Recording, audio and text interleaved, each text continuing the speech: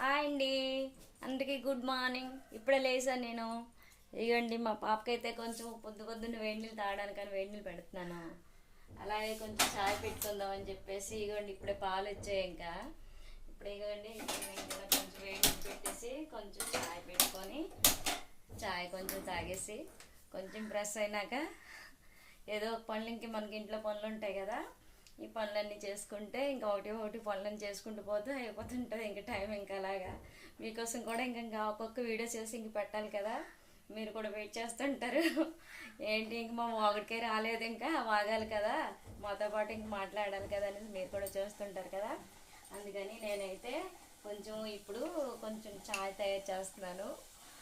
కొంచెం చాయ్ పెట్టుకుంటే సరిపోతుంది. ఎందుకంటే ఇంకా బాబు ఇంకా లేవలేదు, ఇంకా చిన్న పాప లేవలేదు, ఇంకా పెద్ద పాప లేచింది. పెద్ద పాప కొంచెం